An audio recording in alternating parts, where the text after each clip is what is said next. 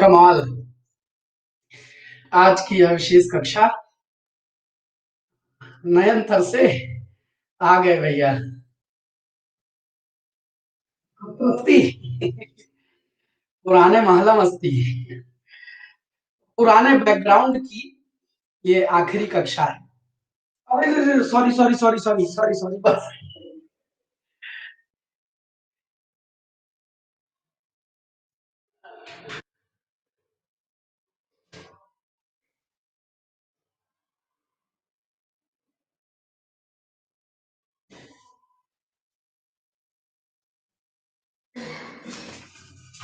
हाँ जी। भूल गए, असल में काम धाम कर रहे थे।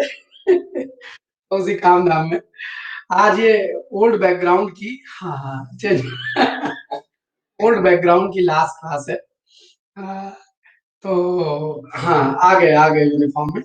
तो इस ओल्ड बैकग्राउंड की आखिरी कक्षा में आप सभी का स्वागत है।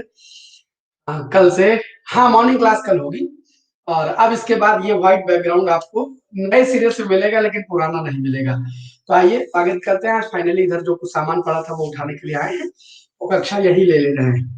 तो आज आप सब जानते हैं कि आज जो हमारा विषय है वो है सुंदरकांड से सीखे हिंदी। और इस हिंदी के अंतर्गत हम आपसे जो रोज कहानी लेकर हाजिर होते हैं, सुंदरकांड। वो ध्यान ही नहीं था, बिल्कुल ख्याल नहीं था, तो बदल गई थी, चेंज कर लिया भाई। तो आज सुंदरकांड से हिंदी व्याकरण का ये उम्मीद है सेकंड लास्ट होगा। फाइनल तो नहीं होगा, लेकिन ये सेकंड लास्ट होगा। तो आज की ये सेकंड लास्ट कक्षा लेकर हम हाजिर हैं। आइए शुरू करते हैं। बहुत बहुत धन्यवाद आप सभी का। और आप समय याद कर लें, 1 बजे 1 बजे 1 बजे। आप किसी दिन 1 बजे के अलावा कोई टाइम नहीं, अपने ओल्ड टाइम पर अमरनाथ लौट आए हैं। पहला सवाल, ये पहला प्रश्न बताइएगा। सभय में कौन सा समास होगा? सभय में कौन सा समास होगा?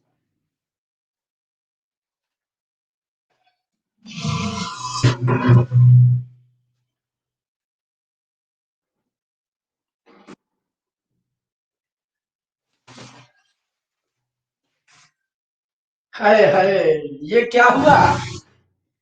ढेर।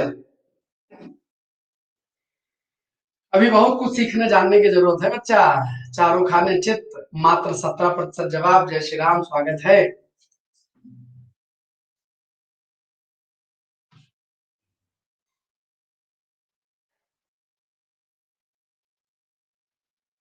सभय में कौन सा समास होगा? तो भैया सभय में समास होगा बहुव्रीहि। ई का है मत साहब, एकदम आप तो एकदम झटका दे दिए।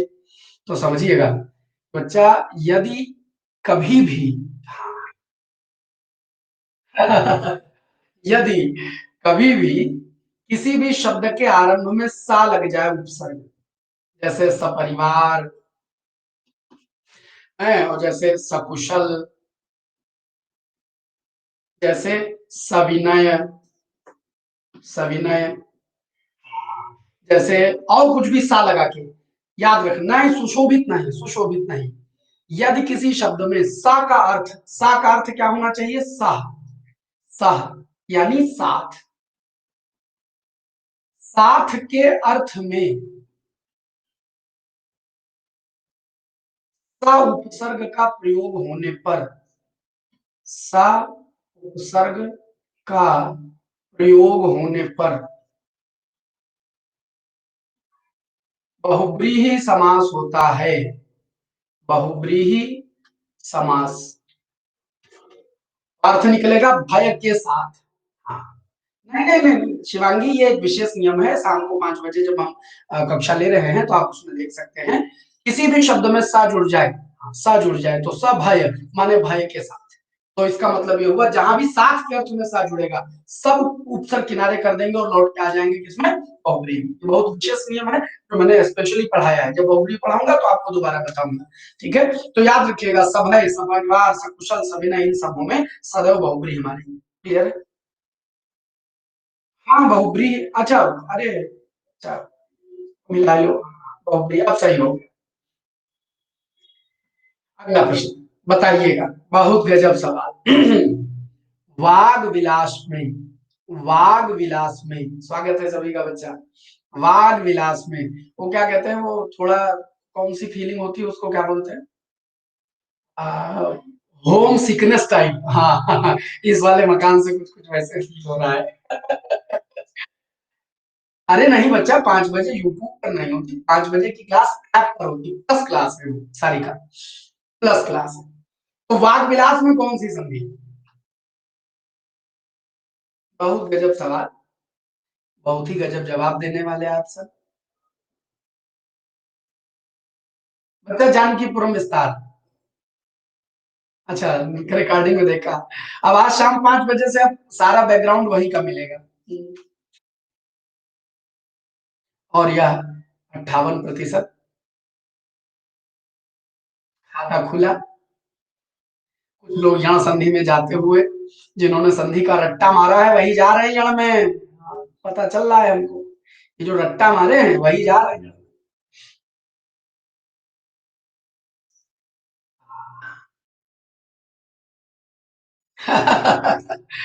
बच्चा ये व्यंजन संधि है। कैसे है देखो, वाक धन, कोई बात नहीं बच्चा। अब वो जो क्लास प्लस वाली चल रही है उनको पढ़ लीजिएगा तो हो जाएगा। वाक धन विलास। व्यंजन पढ़ने वाले जानते हैं क्या? कचट तब के बाद यदि कोई स्वर व्यंजन आई, कचट तब के बाद यदि कोई स्वर व्यंजन आई तो यह क्रमशः गजड दब हो जाता है। कचट तब के बाद यदि कोई स्वर व्यंजन आएगा तो वह गजड दब हो जाएगा। तो आप देखिएगा वाक विलास क्या बन जाएगा, वाग विलास बन जाएगा। वाग, क्लियर? तो याद रखेंगे व्यंजन से। अगला प्रश्न। अच्छा, ये सब सवाल कहाँ के पूछ रहा हूँ, यही सब सवाल अभी सुंदरकांड में आएंगे। सुंदरकांड, ये जितने भी प्रश्न मैं पूछ रहा हूँ ये परीक्षा में आए प्रश्न हैं, और ये सब सुंदरकांड पढ़ते समय मिलते हैं। यही तो, इसीलिए तो मैंने इसका नाम लिखा है सुंदरकांड से सीखे हिंदी। हम कथा का आनंद लेते हैं और उस कथा के आनंद में मिल जाते हैं हमको हिंदी के जबर शब्द। तो बताइए परिहार का अर्थ क्या होगा? कमेंट नहीं करना है, कमेंट नहीं करना है, पोल में बताना है। अब कक्षा प्रतिदिन 1 बजे होगी, 1 बजे, 1 बजे, 1 बजे रोज मिलेंगे दोपहर में 1 बजे स्पेशल क्लास। समय ना भूले। 1 बजे, 1 बजे, 1 बजे। और जैसे मेले में 5 रुपया, 5 रुपया, 5 रुपया, वो वैसे ही याद कर लो, 1 बजे, 1 बजे, 1 बजे। मात्र 59% जवाब। बढ़िया है। अब देखो तुमको यहाँ से हम कितने नए शब्द, बच्चा पूछ रहा हूँ, कितने नए शब्द बना करके दिखाते हैं, देखना। आज की कक्षा बड़े विशेष ढंग से ली जा रही है। सारी किताबें, मेज तो यहाँ की चली गई जिस चौकी पे बैठते थे। तो हाँ, हाँ दुंदुभी भी बच गई, तो समझिए। हाँ, ये मैंने आज किताबों का गट्ठर लगाया, किताबों के गट्ठर पे हमारा लैपटॉप रखा है। देखो बच्चा, परिहार का मतलब होता है त्याग। परिहार के माने क्या होता है? त्याग। भूलेंगे नहीं, परिहार माने त्याग। आपने एक शब्द बहुत बार पढ़ा होगा, अपरिहार्य कारणों से परीक्षा स्थगित की जाती है। पढ़ा है?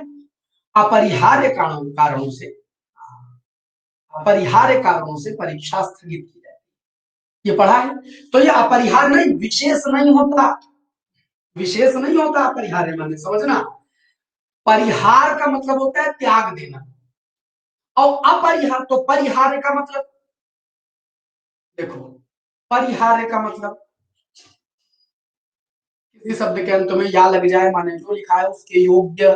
तो परिहार्य माने त्यागने योग्य। बम बम बोले भैया। हाँ, त्यागने योग्य। Good afternoon. और अपरिहार्य के माने भैया, अपरिहार्य के माने, अपरिहार्य के माने ना त्यागने योग्य, जिनको त्यागा नहीं जा सकता, जिनको हटाया नहीं जा सकता, which can not be removed, or अपरिहार्य। ऐसे कारण जो आ गए हैं जिनको हटाया नहीं जा सकता, जिनका निराकरण नहीं किया जा सकता, तो उन अपरिहार्य कारणों से परीक्षा स्थगित कर दी जाती है, कोई काम पोस्टपोन कर दिया जाता है। तो याद रखना, अपरिहार्य माने ना त्यागने योग्य, जिनको हटाया ना जा सके, जिसे हटाया ना जा सके, जिसे हटा नहीं, अवधि में ये नहीं आएगा, अभी अवधि में आएंगे तो हम बताएंगे। जिसे हटाया ना जा सके, विच कैन नॉट बी रिमूव्ड, हाँ, हटाया ना जा सके, ये सब वाक्यांश में आता है बच्चा, ना जा सके।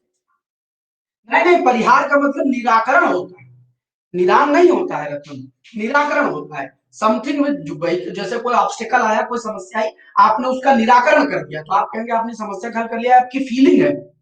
जैसे आप अपरिहार्य को विशेष बता देते हैं, वैसे अपरिहार्य विशेष नहीं, अपरिहार्य का मतलब ना त्याग नहीं होंगे, ना हटाए ऊर्जा नहीं होगी। तो याद रहेगा। अगला सवाल कंप्यूटर जी, अगला सवाल लीजिए जरा। हाँ, विच can not be eliminated, sir कुछ वन वर्ड सब्स्टिट्यूशन बच्चा होते रहते हैं, ये मैं आपको वन वर्ड बनाने की विद्या सिखाता रहता हूँ। बाकी स्पेशल क्लास में तो 2-3 बार हर एक पेपर जब बनाते हो, जनरल इंतजार होगा तो उसमें 3-4 सवाल आते ही आते हैं। ठीक है। अच्छा, एक प्रश्न और है, ये यद्यपि जो शब्द है, यद्यपि, ये व्याकरणिक संदर्भ में किससे संबंधित, ग्रामेटिकली ये किससे रिलेट करता है यद्यपि, बताइएगा। ग्रामर में देखा जाए तो ये क्या है, कंप्यूटर जी बोल दीजिए, और ये सब बताने को तैयार बैठे।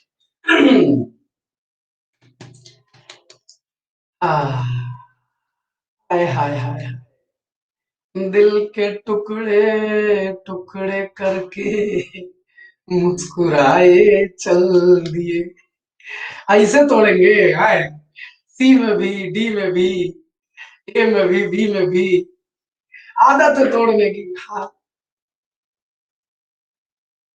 अरे ये सब प्रश्न बच्चा सब आएंगे अभी, एक एक प्रश्न सुंदरकांड में। बच्चा इस दुनिया में कोई आदमी ऐसे बैठ के तुमको सुंदरकांड से हिंदी ना सिखाएगा, हम तुलसी बाबा से हिंदी सिखवाते हैं तुमको। हाँ, तुलसी अभी अभी अभी आएगा विलोम पर। हाँ, हम आपको तुलसी बाबा से हिंदी सिखवाते हैं। सुनो, एक क्रिया विशेषण होता है, यद्यपि, तथापि, यद्यपि, तथा, याद रखना। यद्यपि वह आएगा,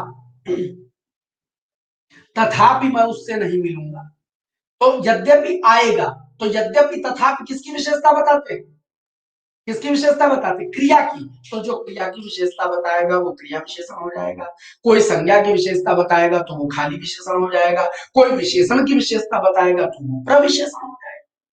समझ रहे हैं कि नहीं समझ रहे? तो इसलिए हमेशा ये क्रिया विशेषण, और याद रखना, हमेशा यद्यपि के साथ तथापि का जोड़ा चलता है। जैसे अंग्रेजी में इधर आर चलता है, वैसे ही यद्यपि तथा, यह हमेशा जोड़े में आएगा। यद्यपि, तथापि, यह अर्थ हुआ। माने यदि मतलब वो क्या कहते हैं ना, यदि तो और फिर भी, यदि ऐसा हुआ तो ऐसा होगा। तो यद्यपि और तथापि का यदि तो का अर्थ होता है, कारण कंडीशन बताते हैं, यदि तो ये सेंस होता है। यदि अपि, तथा अपि, फिर भी, ये तथापि माने फिर भी होता है। ठीक है। कंप्यूटर जी अगले सवाल की ओर बढ़िए। बताओ, शठ शब्द का अर्थ इनमें से क्या नहीं हो सकता है, शठ शब्द का अर्थ इनमें से क्या नहीं हो सकता।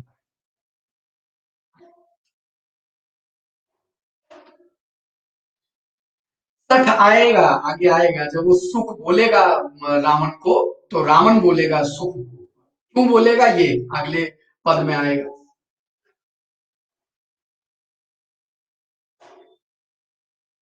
सठस्य अर्थ कह न अस्ति, शठ शब्द का अर्थ क्या नहीं है, which is not the meaning of शठ।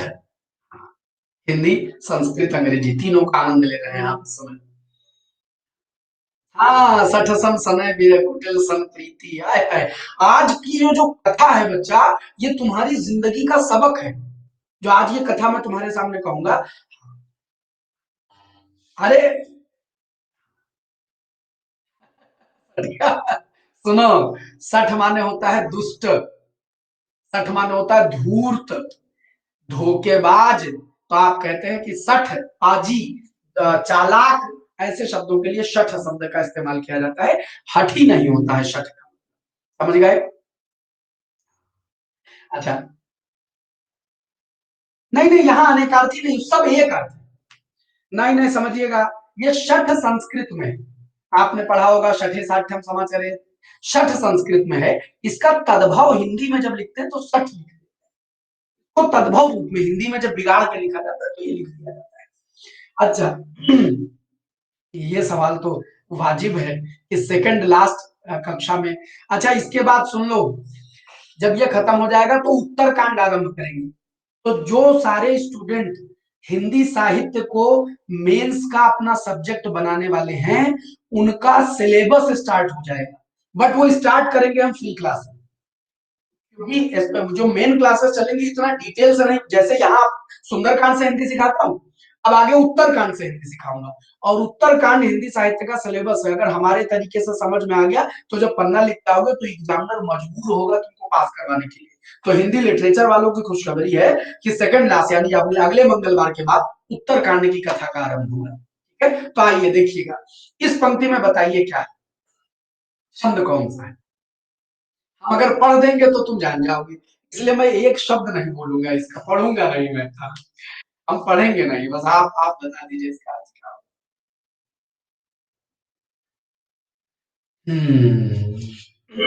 हाय भोलेनाथ, ये देखो पाप लगेगा, पाप ही गलत कर रहे हो सवाल। हाँ, ये सुंदरकांड पढ़ते पढ़ते जाके ये सवाल गलत करोगे तो पाप लगेगा।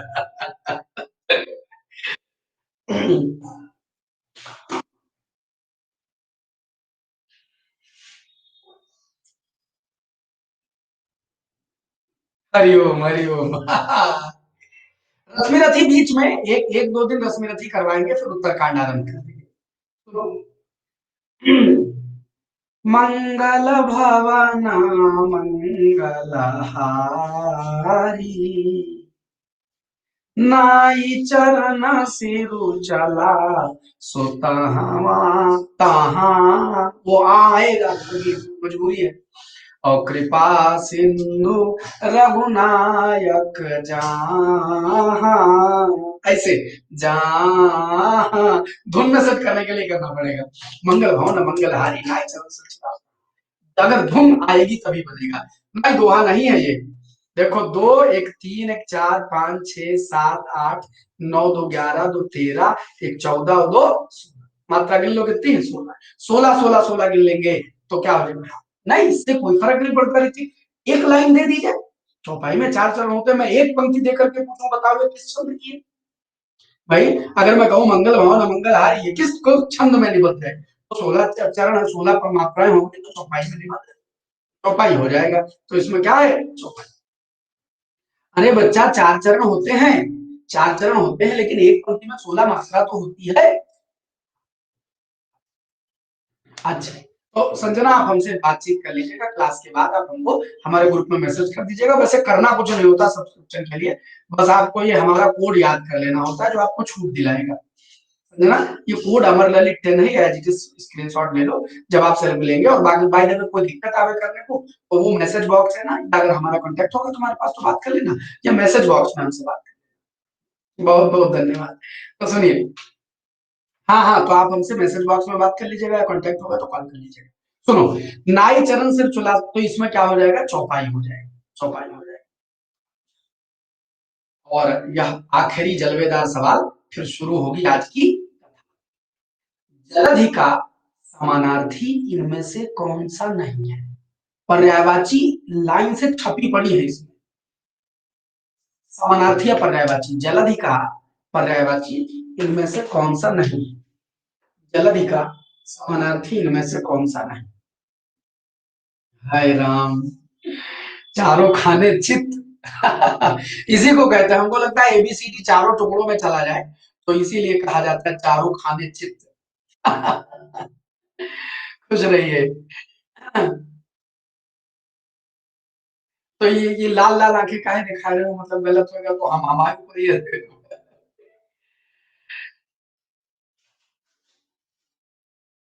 बहुत बढ़िया। अरे एक मिनट सुन लो। अच्छा देखो, हंसी मजाक अपनी तरफ है, लेकिन आप हमारी कक्षा में जब आए तो आप कतई इसलिए ना आया करें कि आपको सही करना है। आप ये सोच क्या हम गलत करेंगे, लेकिन आप सही सीख के जाते हैं, आप नए नए शब्द सीख के जाते हैं, और भाषा का भाव लेकर। जब आप प्रश्न पढ़ते हैं पेपर में, कहीं अब आगे दाएं बाएं हिंदी पढ़ेंगे, ये जितने 6 महीने साल भर से रेगुलर हमारे साथ बैठ के पढ़ रहे हैं, वो जान रहे हैं क्या वो, अच्छा, वो जान रहे हैं कि वो क्या कहते हैं, बच्चा सारे सवाल जवाब लास्ट में कर लेते हैं। अभी अर्थ बताते हैं। वो जान रहे हैं कि वो कहीं भी हिंदी पढ़ते हैं तो उनको सेंस क्लियर होता है, उनको सेंस क्लियर, बात समझ रहे, तो वो सेंस निकालिएगा। जलधि माने होता है समुद्र, पारावर माने होता है समुद्र। एग्जैक्टली एग्जाम में से होगा, पक्की बात है। यूथ कंपटीशन की वो डिस्कशन के लिए कोई ले लीजिए बस, आसान, और कुछ लेने की जरूरत नहीं। अर्णव माने होता है समुद्र, वही जो अर्णव बहुत जोर जोर चिल्लाते हैं वो अर्णव माने समुद्र होता है। और रत्नाकर, आकर माने क्या होता है बच्चा, आकर माने होता है खान, आकर माने क्या होता है खान। और रत्नाकर माने रत्नों की खान, तो समुद्र में रत्न है, ढेर सारे हैं, मणिमाणिक्य और वो सब है। अब बचा कौन, जलाधिप, तो ऊपर वाले सब समुद्र हो गए। देखो यहाँ है जल अधिप, ये अधिप शब्द है, यह वस्तुतः अधिपति के लिए होता है। अधिपति यानी स्वामी अर्थात मालिक के लिए होता है। तो बताओ जल के स्वामी देवता कौन है, तो याद रखना जल के जो स्वामी हैं वो जलाधिप अर्थात वरुण है, जलाधिप अर्थात वरुण देव।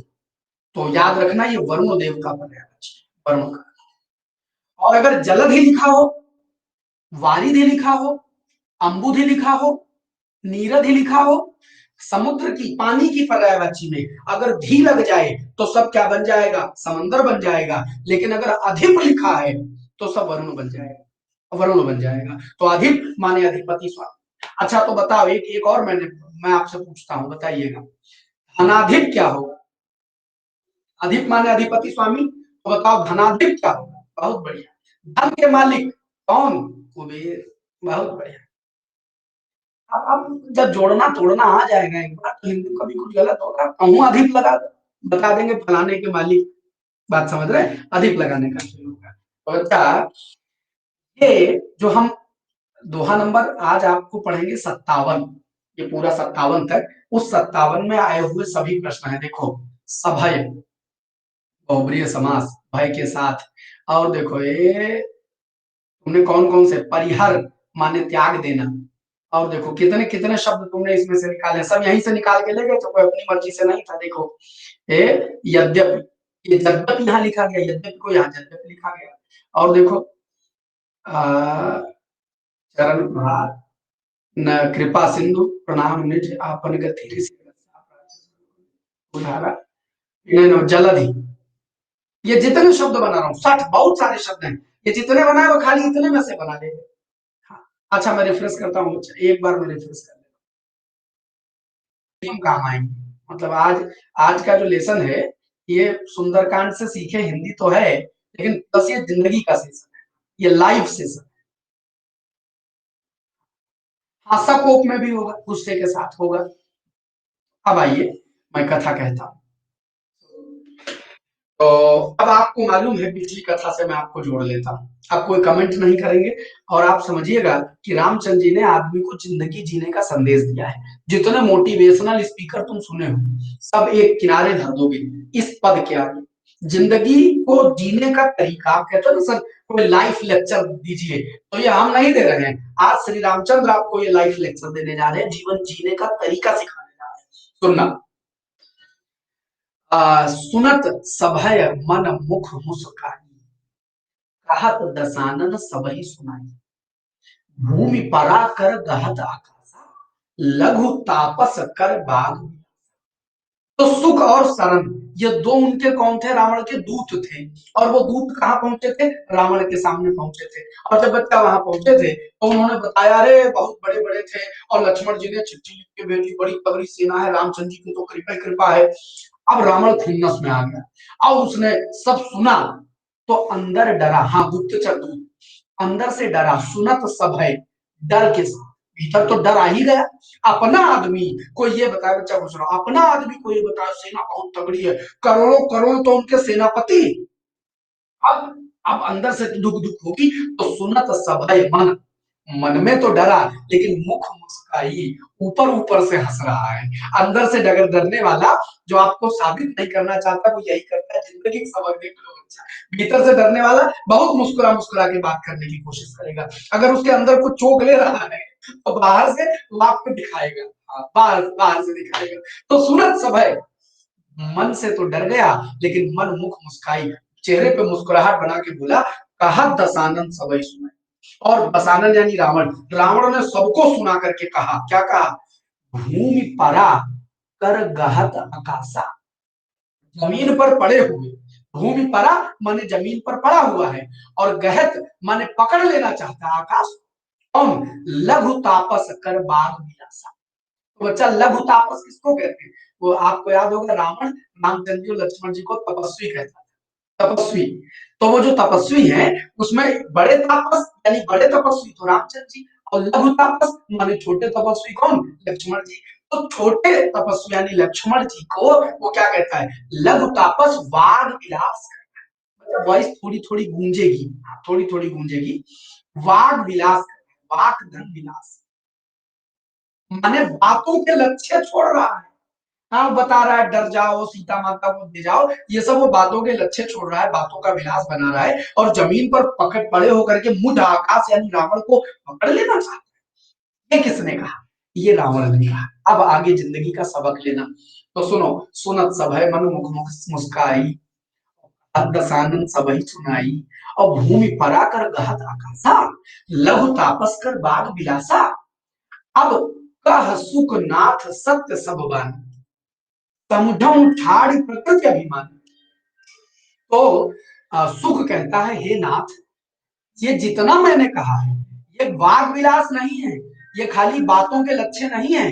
कह सुख नाथ सत्य सब बानी, जो मैंने कहा वो सब सही है, बस मेरी सारी बातों को समझिए, अपने अभिमानी घमंड वाली प्रकृति को छोड़ दो भगवान, हे रावण, अपनी घमंडी प्रकृति को छोड़ दो और मेरी बात को समझो। सुनो वचन मम, मेरे कहे हुए वचन सुनो, परिहरि क्रोधा। आहुज, हाँ बच्चा, आवाज गूंज रही है क्योंकि मैं एकदम खाली कमरे में बैठा हूँ, इसलिए गूंज रही। मैं थोड़ा धीरे बोलने का प्रयास करता हूँ। देखो मेरे पास एक मिनट, हम लाए हैं, हम इसको लगा लेते हैं तो शायद कम हो जाए। सुनहु बचना मामा परिहरि क्रोधा। हाँ, डोर ओपन है बच्चा, एक मिनट और कर सकते हैं, अभी देखते हैं। अच्छा, क्या अब थोड़ा इको कम हुआ है, अब थोड़ा कम हुआ है, ठीक है।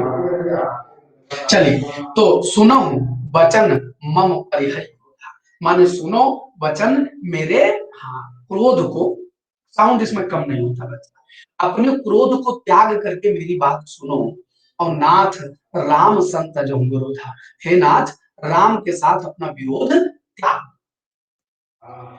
अति कोमल रघुवीर स्वभाव। अच्छा, ये एक काम करते हैं, हम जरा खिड़कियां भी खोल देते हैं तो शायद कम हो जाए। एक minute, wait wait for minute, खिड़कियां खोल।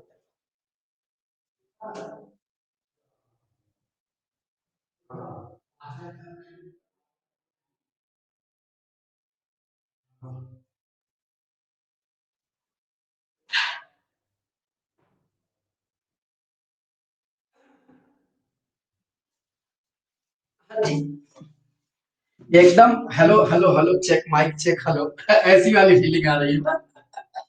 चलो, उम्मीद करता हूँ थोड़ी कम होगी। तो सुनो, बहुत बहुत आनंददायक कथा है। कि अति कोमल रघुवीर स्वभाव, अत्यंत कोमल है भगवान राम का स्वभाव। यद्यपि अखिल लोक कर राव, यद्यपि वो अखिल लोक, अखिल माने बहुत बार पर्यायवाची में ये शब्द मिलेगा, अखिल माने संपूर्ण, अखिल माने संपूर्ण। तो अखिल लोक कर राव, राव माने राजा, राव या राजा बोलते हैं ना, राव माने राजा। यद्यपि वो संपूर्ण लोकों के राजा, फिर भी रघुवीर का स्वभाव अत्यंत कोमल है, और मिलत कृपा तुम पर प्रभु करही, जैसे ही तुम उनसे मिलने जाओगे रावण, वो तुम्हारे ऊपर कृपा करेंगे।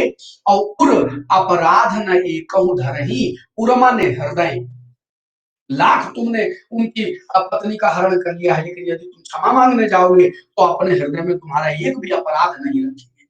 और जनक सुता रघुनाथ ही दीजय। जनक सुता माने सीता माता को रघुनाथ यानी रामचंद्र जी को दे दीजिए। जनक सुता रघुनाथ ही दीजय, जनक सुता यानी रामचंद्र जी को श्री राम वो माता सीता को श्री रामचंद्र जी को दे दीजिए। और इतना कहा मोर प्रभु की जय, मेरा बस इतना कहा प्रभु कर लो तो लंका पर आए सब संकट कट जाएंगे। ऐसे हाथ जोड़कर सुख समझा रहा है। और रावण की सभा लगी हुई, आनंद देखना, दृश्य देखना। और जब ते ही कहा देन वैदेही, वैदेही सीता का पर्यायवाची बहुत बार आया है, वैदेही माता सीता। तो जब ते ही कहा देन वैदेही, जैसे उसने कहा कि तुम सीता माता को दे दो, चरण प्रहार कीन सठ ते, उस दुष्ट ने, उस धूर्त रावण ने तुरंत अपने पैरों से सुख को मार दिया, माने लात मार दी उसकी। जैसे विभीषण को लात मार के भगा दिया था, ऐसे सुख को लात मार दी। तो अति कोमल रघुबीर स्वभाव, यद्यपि अब देखो अर्थ दिखता है कि नहीं दिखता है, मैं खाली पढ़ूंगा ऐसे और तुम देखना तुमको अर्थ दिखेगा। अति कोमल रघुबीर स्वभाव, यद्यपि अखिल लोक कर राऊ, मिलत कृपा प्रभु तुम पर करही, पुर अपराध न एकहु धरही, जनक सुता रघुनाथ ही दीजय, इतना कहा मोर प्रभु की जय, जब ते कहा देन वैदेही, चरण प्रहार की तेहि। तो नाई चरण सिरु चला सो तहा, कृपा सिंधु रघुनायक जहां। तो चरण नवा करके, नाई चरण, रावण मालिक रहा इतने दिन, तो रावण के चरणों में अपना सिर नवा करके वो वहां से चल दिया। कहां को चल दिया? कृपा सिंधु, कृपा के सागर रामचंद्र जी जहां हैं वो उसी ओर चल दिया। करी प्रणाम निज कथा सुनाई, और हाथ जोड़ करके बताओ, अर्थ बताने की जरूरत है, सब दिख रहा है। करी प्रणाम निज कथा सुनाई, प्रणाम करके दोनों हाथ जोड़ करके अपनी सारी कथा सुनाई। और राम कृपा आपन गति पाई, और राम की कृपा से जो उसकी गति थी वो उसको मिल गई। क्या गति थी उसकी? उसकी कहानी आती है। कहानी क्या है? अब देखो, अब शिव जी कथा कह रहे हैं माता पार्वती से, पूरी रामचरितमानस कौन कह रहा है? शिव जी माता पार्वती से कह रहे हैं। तो अब फिर शंकर जी पार्वती जी से यहाँ कहते हैं क्या? ऋषि अगस्त को साप भवानी, हे भवानी, हे पार्वती, उसके ऊपर, उस सुक नामक राक्षस के ऊपर ऋषि अगस्त का श्राप था। राक्षस भयो रहा मुनि ज्ञानी, वो अत्यंत ज्ञानी मुनि था, लेकिन वो ऋषि अगस्त के साप से क्या हो गया था? राक्षस हो गया। बंदी राम पद बारही बारा, और बंदी यानी कि वंदना करके राम के चरणों की बार बार, मुनि निज आश्रम कहूं पग धारा। वो जो मुनि बन गया, वो जो सुख राक्षस था, वो उनके आशीर्वाद से रावण का चरण लगा, यहाँ आया, उसके मन में पश्चाताप हुआ, और उनके आशीर्वाद से वो दोबारा अपने मुनि रूप को, ऋषि रूप को पा करके तो आ गया, और मुनि निज आश्रम कहूं पग धारा, और अपने आश्रम की ओर अपने चरण को बढ़ा। ये क्या है? ये कथा घटी सुख के साथ। तो एक बार मैं पढ़ता हूँ, देखो तुमको बात दिखेगा क्या? अगली ही लाइन से तो आज आनंद शुरू होगा। नाई चरण सिर चला सो तहां, कृपा सिंधु रघुनायक जहां, करि प्रणाम निज कथा सुनाई, राम कृपा आपन गति पाई, ऋषि अगस्त को साप भवानी, राक्षस भयउ रहा मुनि ज्ञानी, अब बंदी राम पद बारह बारा, मुनि निज आश्रम कहूं पग धाम। ये कथा तो उधर हुई, और उधर रामचंद्र जी एक पांव पर खड़े, दोनों हाथ जोड़े, समुद्र से प्रार्थना कर रहे थे। 3 दिन तक भगवान ने प्रार्थना करी समुद्र की। 3 दिन तक प्रार्थना करी रामचंद्र जी ने, और जब 3 दिन बीत गए तब रामचंद्र जी को क्रोध आया, और ये दोहा आता है, कथा यहाँ से आरंभ होती है। विनय न मानत जलधि जड़, गए 3 दिन बीत, बोले राम सकोप तब, भय बिन होए न प्रीत, रे तुलसी भय बिन होए न प्रीत। कौन सा छंद है ये? साफ साफ दोहा लिखा हुआ आपके सामने, तो सुनो। विनय न मानत जलधि माने सागर, जलधि माने समुद्र, तो ये विनय नहीं मानता है सागर। ऐसे हाथ जोड़े रामचंद्र जी 3 दिन खड़े रहे हैं, तो विनय न मानत जलधि जड़, या मूर्ख, जड़ माने मूर्ख, जड़ माने जो चले फिरे नहीं, तो जड़ मूर्ख को भी कह देते हैं। जड़ बुद्धि माने मूर्ख बुद्धि, जिसकी बुद्धि हिले डुले नहीं। तो विनय न मानत जलधि जड़, या जड़ समुद्र, या मूर्ख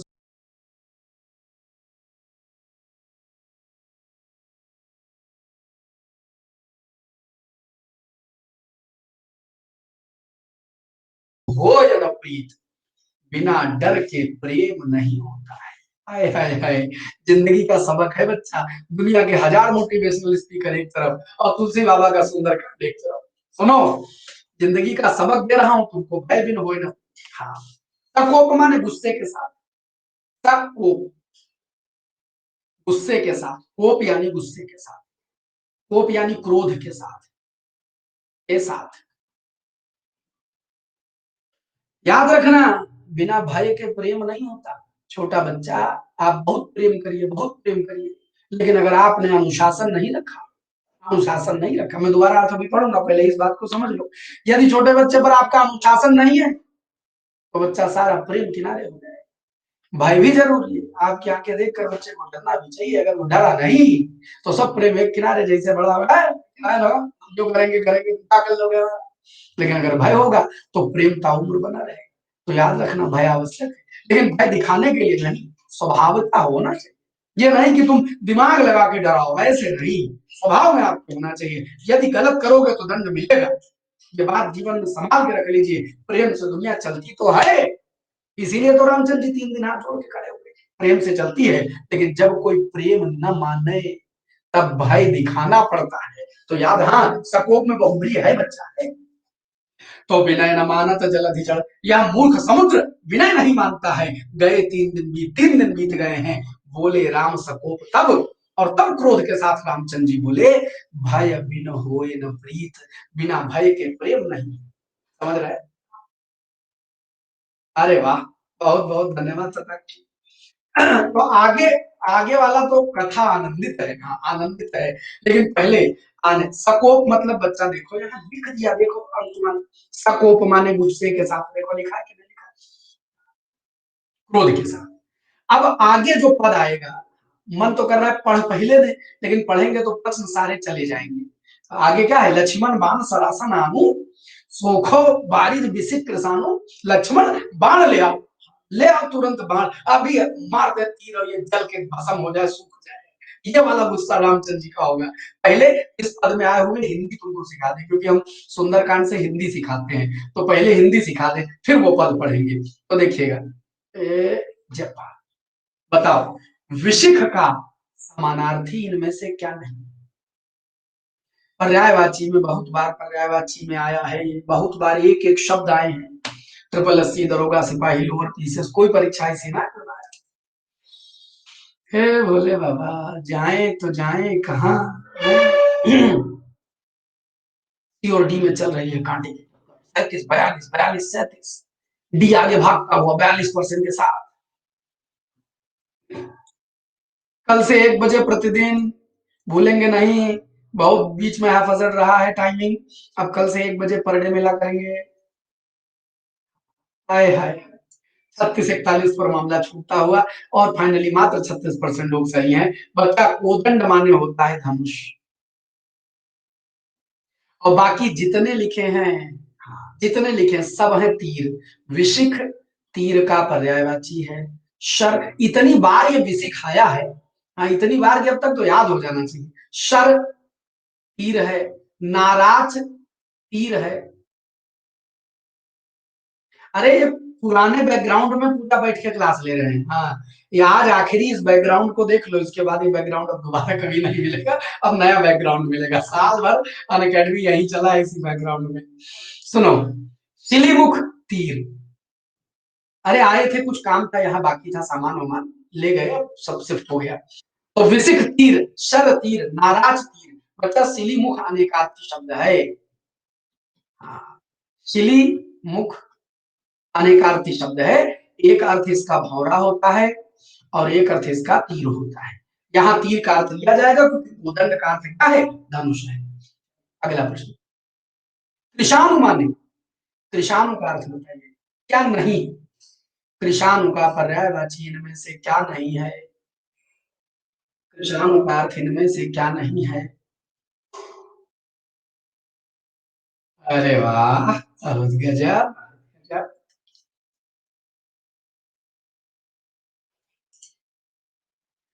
अग्नि, जात वेद, हुताशन, वाहिनी, क्या नहीं है अग्नि का पर्यायवाची, कृषाणु का। हाँ हाँ, शिफ्ट हो गए हैं, शिफ्ट हो गए हैं।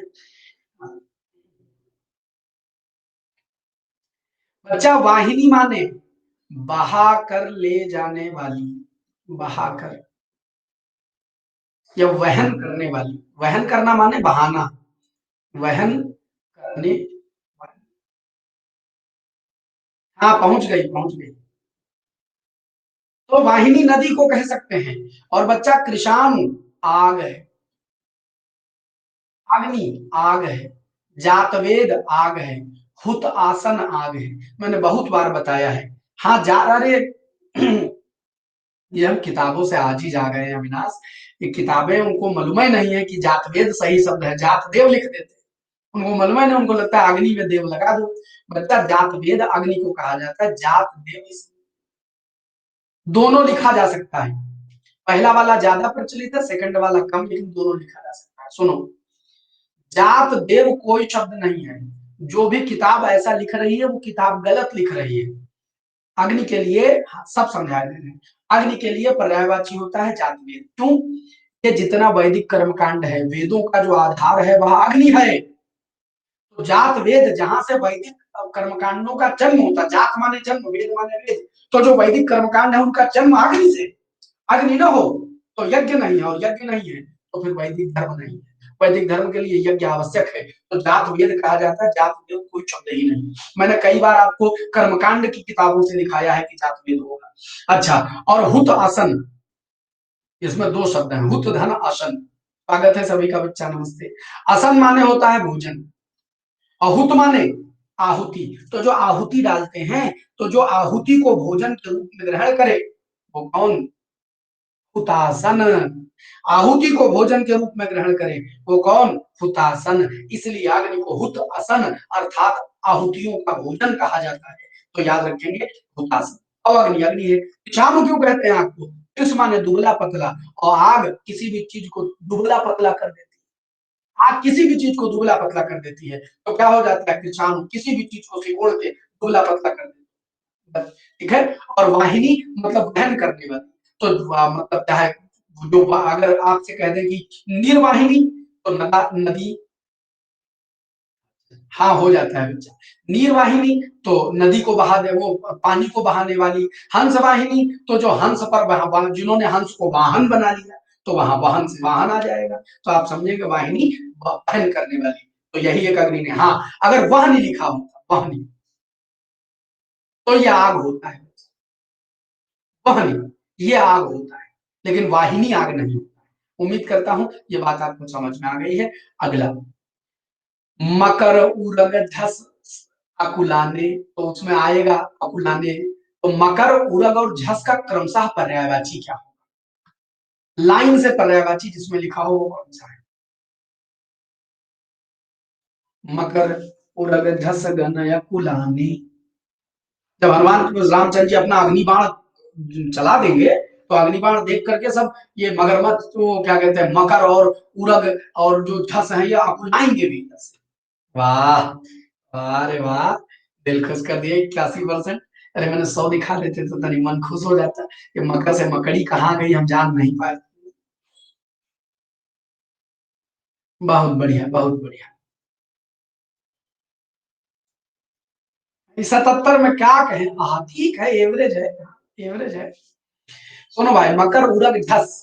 तो मकर मगरमच्छ, उरग, उर माने पेट हृदय, इसके ग माने गमन करने वाला, जो अपने पेट या वक्ष के बल पर ऐसे ऐसे गमन करता हो, चलता हो, जो छाती के बल पर गमन करता हो उसको क्या कहते हैं? उरग। और झस माने मछली, बहुत बार पर्यायवाचियों में आया है, मगरमच्छ सर्प मछली। यही है, अगर बता ले जाओगे तो एकदम मन खुश हो जाएगा हमारा। 90+ मतलब नहीं समझे? हाँ हाँ हाँ ये गजब है, हाँ हम समझ गए। हाँ, या तो 90+ दिखाओ तो हृदय खुश होता है, या 30 से नीचे जाता है तो बहुत खुश होते हैं। कदली का पर्यायवाची इनमें से क्या नहीं होगा बताओ? ये जाने कहाँ जाएगा हम नहीं जानते। कदली का पर्यायवाची क्या नहीं होगा?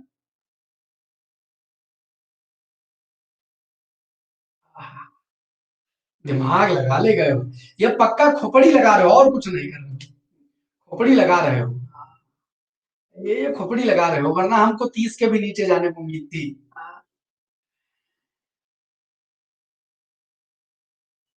बढ़िया बढ़िया।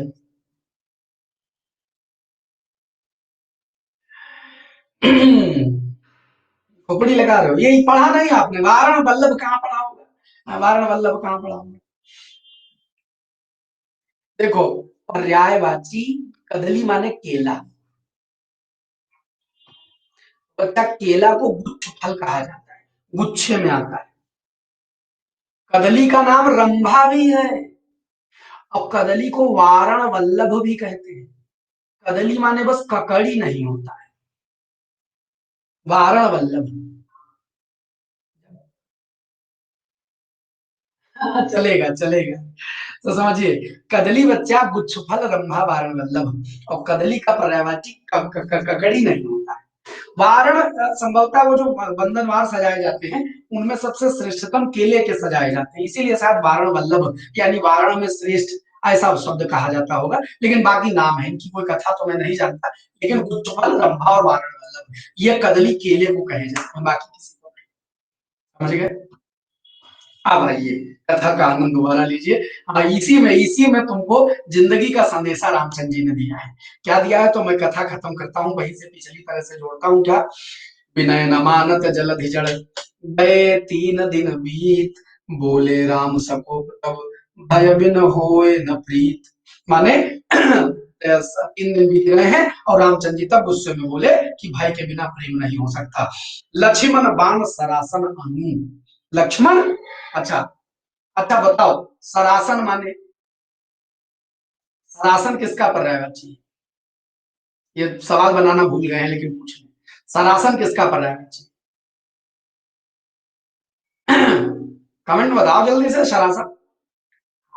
सर माने तीर का आसन, तीर का आसन अर्थात धनुष, और बाण, सर्कस नहीं, बाण माने बाण, सरासन धनुष को कहते हैं, इस पर सर अपना आसन लगाकर बैठता है। तो लक्ष्मण बाण सरासन हानु, लक्ष्मण धनुष बाण लेकर के आओ, और सोखों बारिधि विशिख कृषाणु, विशिख माने बाण, और कृषाणु माने अग्नि, मैं अपने अग्नि बाण से, बारिधि माने समुद्र को सुखा डालूं। लक्ष्मण बाण सरासन आनु, लक्ष्मण धनुष बाण लेकर के आओ और अभी सुखा देता हूं, बारिधि यानी समुद्र को, विशिख कृषाणु माने किससे, अग्नि बाण से, विशिख कृषाणु अग्नि बाण से सुखा। याद रखना, इसमें सबसे पहले रस पूछा जाए तो कौन है, रस कौन सा है, क्रोध रस नहीं होता है, रस का नाम बताओ। रौद्र रस है, जब गुस्सा होगा तो रौद्र होगा, गुस्सा बोल रहे हैं, रौद्र रस है। लक्ष्मण बाण सरासन अनु, और सोखम बारिध विशिख कृषाणु। अब आगे रामचंद्र जी वो उसी गुस्से में बोलते चले जा रहे हैं, और जो समझाते हैं वो तुम भी समझ लो, तुम्हारी पूरी जिंदगी काम आएगा। 60 सन विनय, दुष्ट के साथ विनय, और कुटिल सन प्रीति, कुटिल यानी टेढ़े आदमी के साथ प्रेम नहीं करना चाहिए, और दुष्ट के साथ कभी विनय नहीं दिखानी चाहिए। 60 सन विनय, कुटिल सन प्रीति। आप समझना, आप अपनी जिंदगी समझा रहा हूं बच्चा, ये रामचंद्र जी तुमको जीवन का उपदेश दे रहे हैं, सुनना। 60 सन, जो दुष्ट आदमी है इसके साथ कभी विनय मत दिखाए, दुष्ट के साथ दुष्टता, 60 समाचार, दुष्ट के साथ दुष्टता का व्यवहार रखिए। और कुटिल सन प्रीति, जो अंदर से टेढ़ा आदमी, इससे प्रेम कभी मत करिए। और सहज कृपण सन सुंदर नीति, और कृपण यानी क्या कहते हैं, क्या कहते हैं,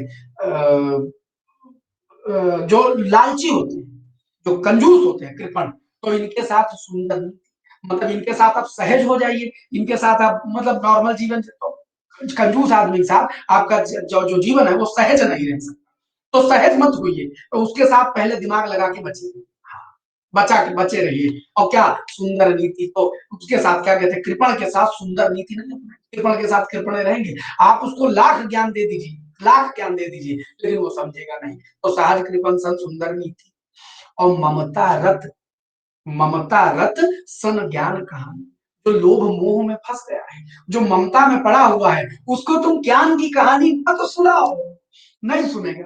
देखो ना, जब कृष्ण के प्रेम में पड़ी है गोपियां, और उद्धव गए ज्ञान की कहानी सुनाने, उद्धव भी उसी प्रेम में पड़ गए। तो जो ममता में डूबा हुआ है, जो लोभ और मोह में डूबा हुआ है, उसको ज्ञान की कहानी बताओगे तो वो कहेगा बस पंडित जी खत्म करो, हाँ, बहुत होगा प्रवचन। वो मन ही मन सोच रहा होगा कब ये जाए, कब हमारा पिंड छूटे। तो ममता रत सन ज्ञान कहानी, और आपकी लोग, और सुनो, आपकी लोभी सन विरति बखानी। विरति माने वैराग्य, विरति माने वैराग्य। वैराग्य, तो जो अत्यंत लोभी है उसको तुम वैराग्य का बखान उसके सामने मत करो। मतलब तुम करते रहोगे और बखान करके लौट आओगे, उसके ऊपर राई घंट असर नहीं होगा। तो अति लोभी सन विरत बखान, अत्यंत लोभी के साथ कभी वैराग्य का बखान मत करिए। और क्रोधी सम कामी हरि कथा, क्रोधी के साथ सम, सम होता है समन, सम माने समन, और समन माने क्या कहते हैं, शांति। तो क्या कहते हैं, नहीं बच्चा यहाँ कहीं नहीं आया है, कहीं छेकानुप्रास नहीं हो रहा है। हाँ एग्जैक्टली वही होता है। तो सुनो, क्रोधी सम, क्रोधी के साथ शांति की बात, और कामी यानी जिसके हृदय में काम या लस्ट छाया हुआ है, उसके सामने भगवान की कथा मत कहिए। जो आदमी अंदर से दुष्ट प्रकृति का है, जिसके भीतर काम भरा हुआ है, लस्ट भरा हुआ है, जिसके भीतर गलत भावनाएं आ गई, उसके सामने तुम लाख भगवान का नाम ले मत कहो, कोई व्यर्थ व्यर्थ है। हाँ, कोई व्यर्थ है। तो क्रोधी सम, क्रोधी के साथ शांति की बात, और कामी के साथ हरि की कथा। ऊसर बीज बये फल जथा, रामचंद्र जी कहते हैं कि किसके किसके साथ, कि सठ के साथ विनय, कुटिल के साथ प्रीति, कृपण के साथ सुंदर नीति, ममता में डूबे हुए को ज्ञान की कहानी कहना, अत्यंत लोभी के साथ वैराग्य की बात करना, क्रोधी के साथ शांति की बात, और कामी के सामने भगवान की कथा। ये ठीक वैसे ही है जैसे ऊसर में कोई बीज बो दे। ऊसर माने जिस जमीन से कुछ पैदा ना हो उसको ऊसर कहते हैं। ऊसर बीज बये फल जथा, ये ठीक वैसे ही है जैसे ऊसर में बीज बो करके कोई फल पाने की चाह रखना। बंजर, ऊसर माने बंजर, बंजर भूमि में कोई बीज बो करके फल पाने की चाहत रखता हो, वो ठीक वैसा ही काम होगा अगर आप ऊपर दिए गए कामों में से कोई काम। बंजर में बीज बोना और उससे फल की आशा करना ठीक वैसा ही है जैसे ऊपर रामचंद्र जी ने एग्जाम्पल दिए। जिंदगी में याद कर लेना, दुष्ट के साथ दुष्टता, कुटिल के साथ कोई प्रेम नहीं, कृपण के साथ कोई सुंदर नीति नहीं, ममता में डूबे हुए आदमी को कभी ज्ञान मत देना। बच्चा कोई सुनो, वारिधि मतलब समुद्र होता है, मैंने बता दिया। ऊसर मतलब बंजर, ऊसर मतलब बंजर, जिस जमीन में कुछ ना हो।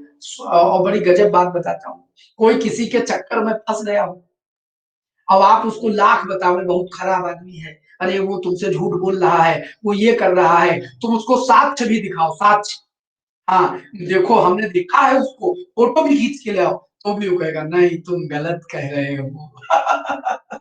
जो ममता में पड़ गया, जो किसी के मोह में पड़ गया, उसको कोई बचा नहीं सकता है। मत करना, हाँ कभी मत देना ज्ञान, रामचंद्र जी सिखा के जा रहे हैं, अमरनाथ में सिखा रहे, रामचंद्र जी सिखा रहे हैं। तो सुनो, तो क्या बता रहे हैं कि सठ यानी दुष्ट के साथ, दुष्ट के साथ विनय मत करना, कुटिल के साथ प्रेम मत करना, और कृपण के साथ सुंदर नीतियां मत रखना, ममता में डूबे हुए को ज्ञान मत देना, लोभी के साथ कभी वैराग्य की बात मत करना, क्रोधी के साथ कभी शांति की बात मत करना, और जिसके हृदय में काम समा गया उसके सामने भगवान का नाम मत लेना। ये करोगे तो ठीक वैसा ही होगा जैसे कोई, कृपण माने कंजूस, कृपण माने कंजूस, जैसे कोई बंजर जमीन में बीज बो करके फल पाने की बात करता हो, ये ठीक वैसे ही हो जाएगा। समझ में आई? हाँ। अगले मुद्दे पर, अब उसके बाद क्या हुआ, इतना लक्ष्मण को ज्ञान देने के बाद क्या कहते हैं, अस कही रघुपति चाप चढ़ावा, चाप माने, चाप माने धनुष,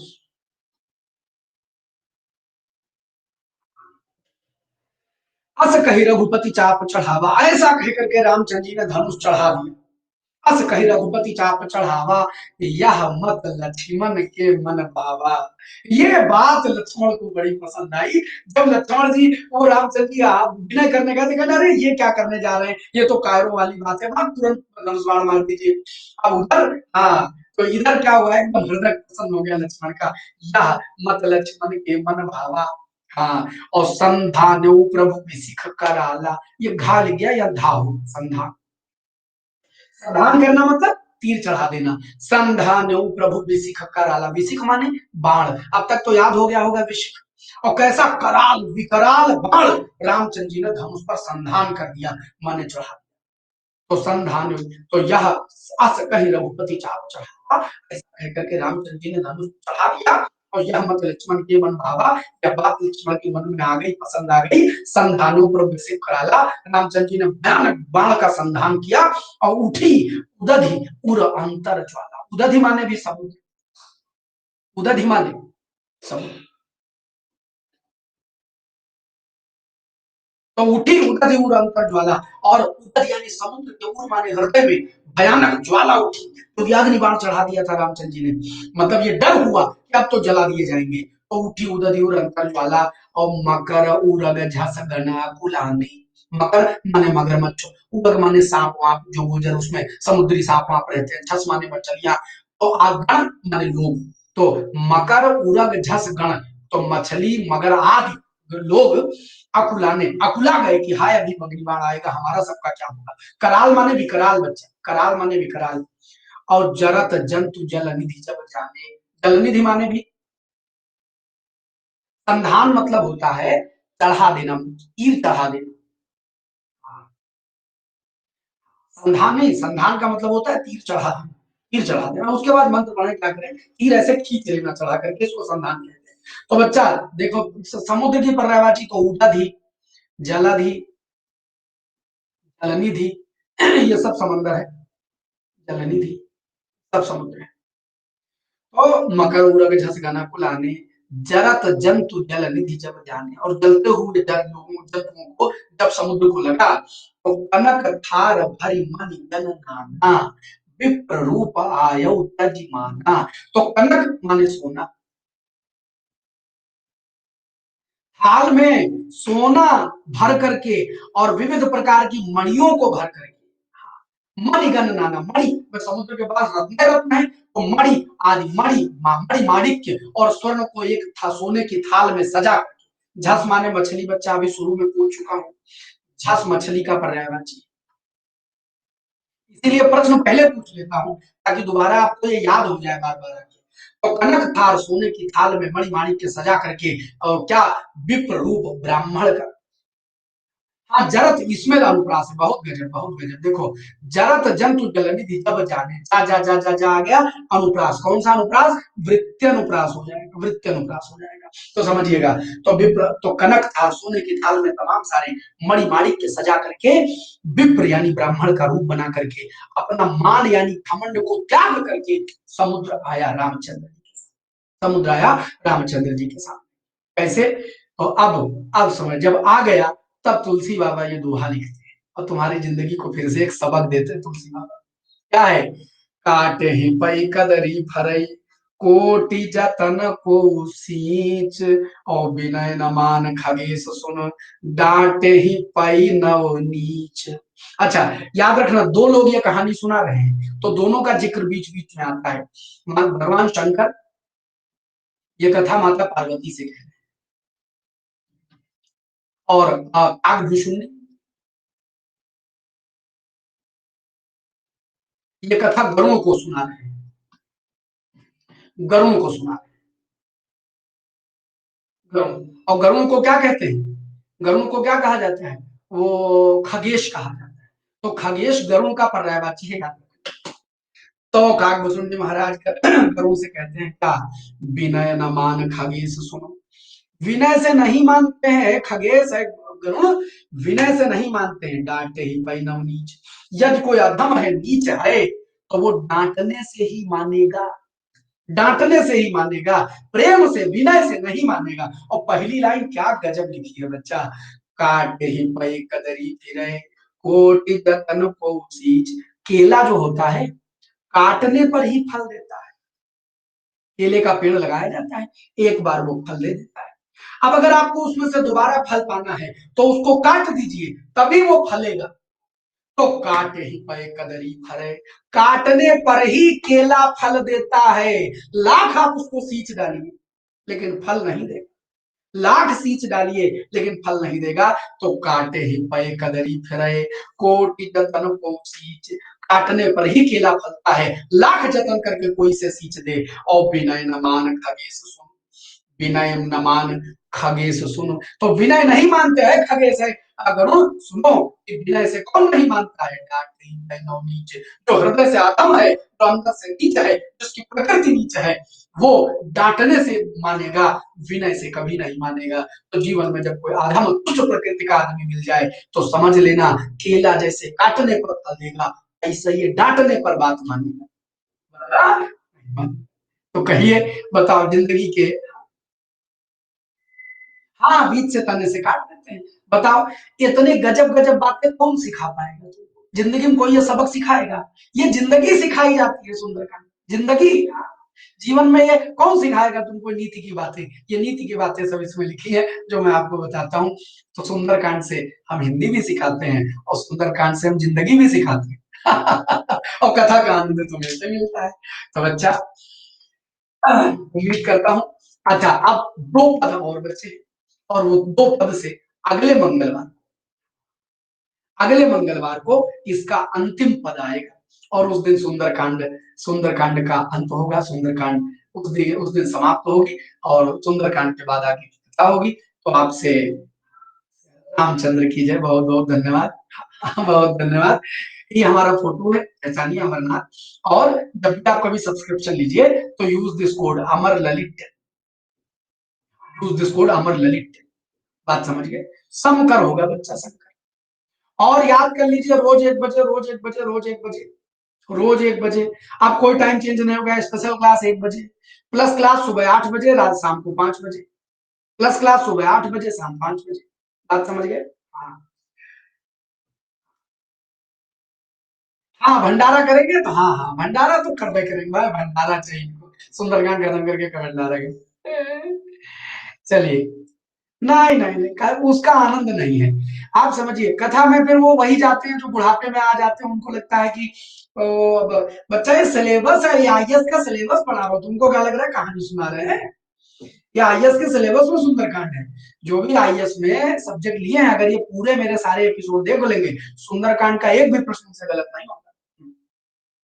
तो बच्चा बोलिए सियावर रामचंद्र की जय। आज की कथा इतने पर ही। हाँ बच्चा अब हम थोड़ा 2-4 दिन में फुर्सत आ जाएंगे तो आगे की कथा। बच्चा लिंक तो कोई नहीं है, आप अपने मन से क्या कहते हैं, पर डे वो 1 बजे आ जाया करिए, पर डे 1 बजे आ जाएगा। हाँ एकदम एकदम आना चाहिए। अरे हो चुके पिछली 2 क्लासेस में हो चुके। आज शाम 5 बजे फिर से वही क्लास होगी। आईएएस, आईएएस का पीसीएस का सिलेबस नहीं था।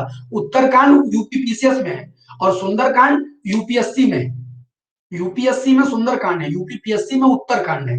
तो सुंदरकांड यूपीएससी का सिलेबस आज अगले मंगल को खत्म होगा और फिर यूपीपीएससी का हिंदी लिटरेचर का सिलेबस स्टार्ट होगा। करते हैं इस कथा को यहीं खत्म। मिलते हैं अगले एपिसोड में। हम तब तक के लिए जय हिंद। खूब खुश रहिए, मस्त रहिए, बिंदास रहिए। आज के एपिसोड में इतना ही। अगले एपिसोड में अगली कहानी। तब तक शाम 5 बजे आपकी जनरल हिंदी क्लास 10 वाली। बच्चा लेखपाल के लिए भी शाम 5 बजे का बैच, शशांक लेखपाल के लिए शाम 5 बजे का बैच। यूपीपीएससी में उत्तरकांड आता है, यूपीएससी में सुंदरकांड आता है। सेंटर के एग्जाम में सुंदरकांड है, स्टेट के एग्जाम में उत्तरकांड। तो जब खूब खुश रहिए और सबको बता दीजिए लौट आए हैं अमरनाथ अपने पुराने समय पर, रोज मिले 1 बजे। बहुत बहुत धन्यवाद। Bye bye. खूब खुश रहिए, मस्त रहिए, बिंदास रहिए। करते हैं एपिसोड को यहीं खत्म।